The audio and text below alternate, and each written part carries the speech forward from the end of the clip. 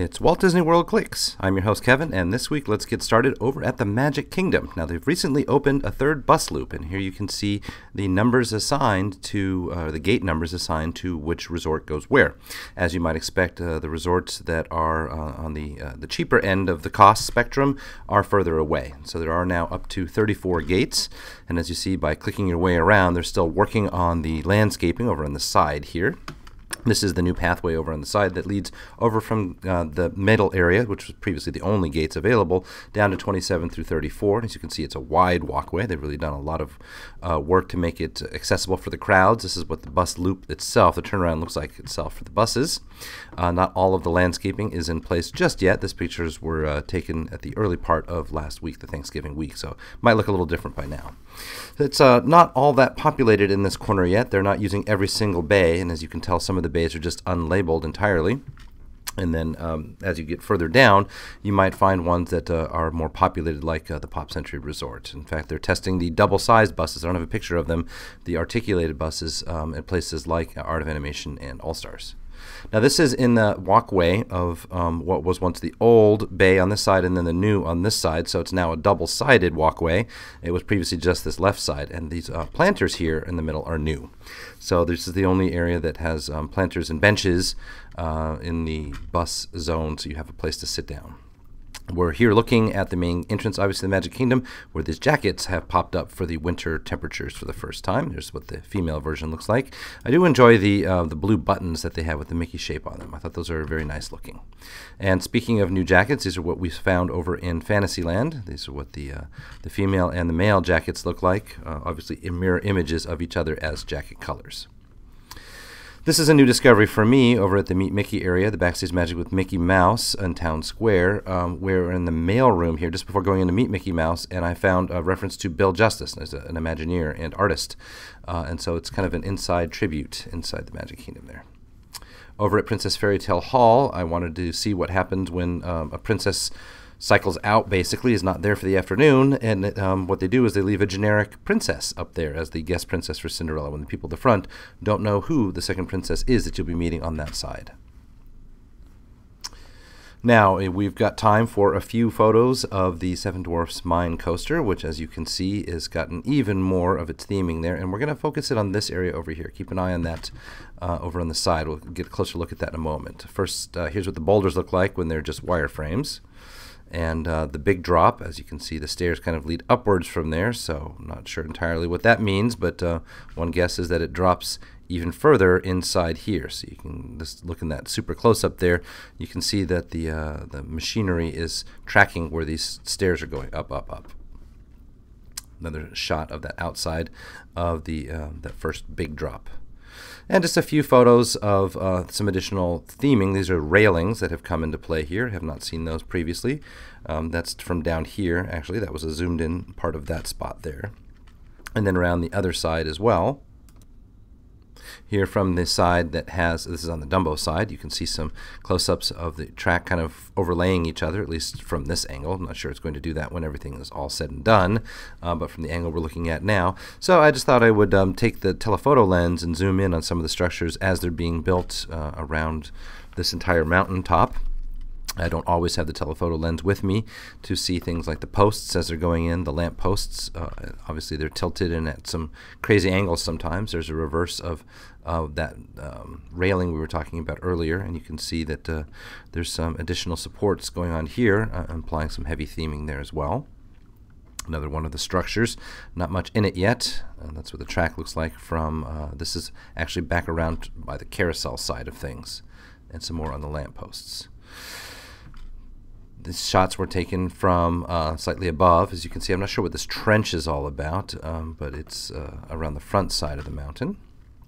And again to the structures in the back. Now here's that thing we were talking about at the very beginning when we started this segment. It's a piece of theming, as you can tell, with some vultures atop some mining equipment. And so if you look at the vultures, especially from this angle actually, you might get the impression that their heads might move, because there's a little bit of space in there that could imply that these things are perhaps going to move a little bit. It's not obvious from every angle.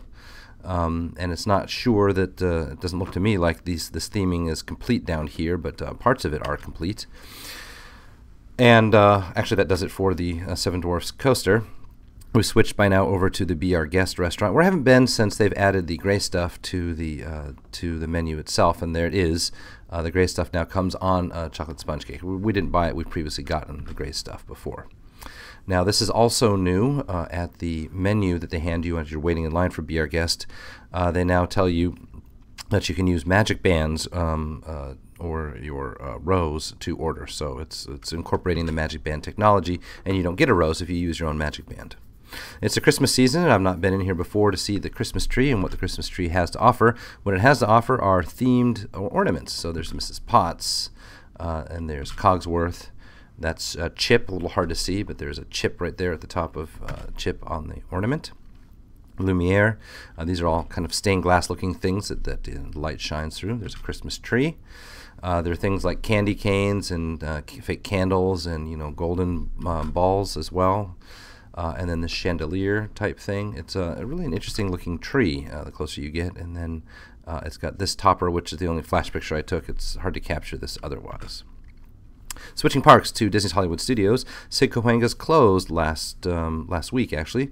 His one-of-a-kind antiques and curio shop is now home to My Magic Plus and these sorts of kiosks. Now, what I'm taking photos of here as we walk inside is primarily the fact that they still do have some things up on the walls, including this tribute to Sid Cahuenga himself, signed. That's just inside the door. And then as you look around the rooms, you'll see that they have some kiosk stations, but then they still do have some artwork around the outside. So the place hasn't been completely gutted. It's not where most of the merchandise is for sale, however, that used to be in this location.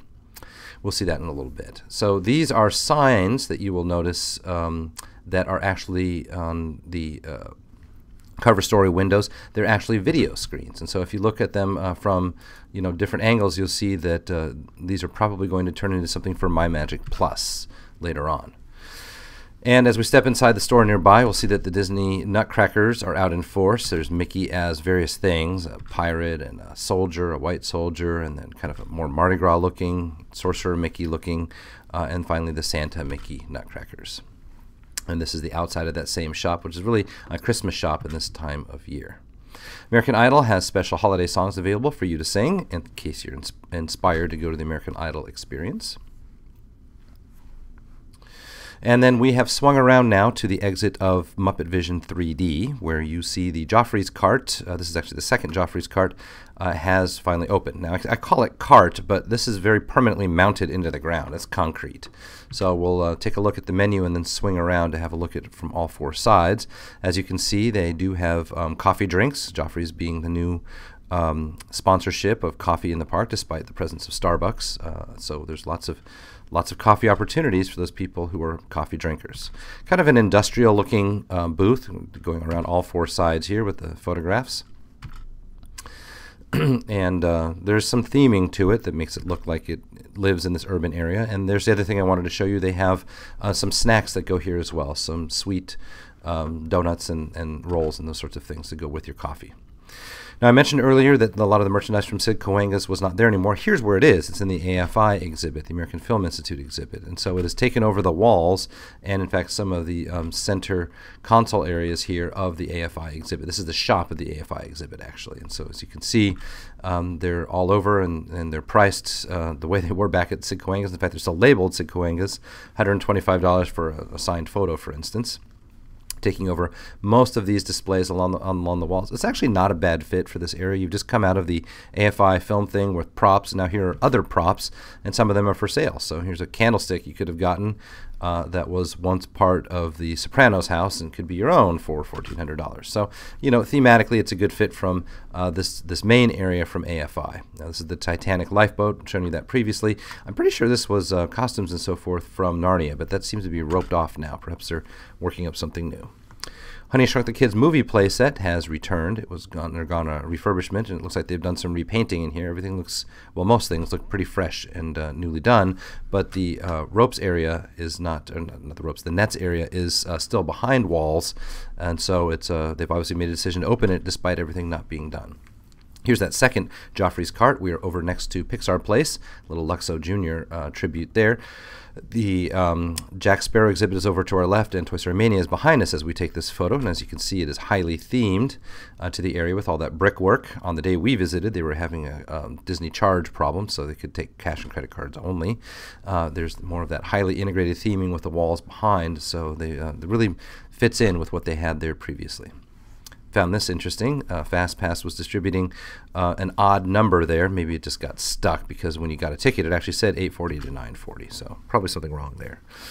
Over to the Magic of Disney Animation Building, where the Frozen exhibits offer people a chance to look at what the movie has in store for them. Obviously, these are concept artworks. They didn't have maquettes out and so forth. They sometimes do for these movie displays, but they didn't have them on this particular display set up for Frozen. Give you some of the close-ups so you can see that it's a mixture of, original early drawings and then late drawings and then fully rendered things coming out of the movie. They looked pretty finished in some cases, so you get a look at the possible look, feel, and color scheme for the movie that way. Now, in the hallway leading up to this area, they've often got posters displaying the movies that are up and coming out of Disney, so I thought I would take a look at that. Big Hero 6 is due in 2014. Not much information about what that is. And then in 2015, the next Pixar movie will be Inside Out. Again, not much information about what that one is.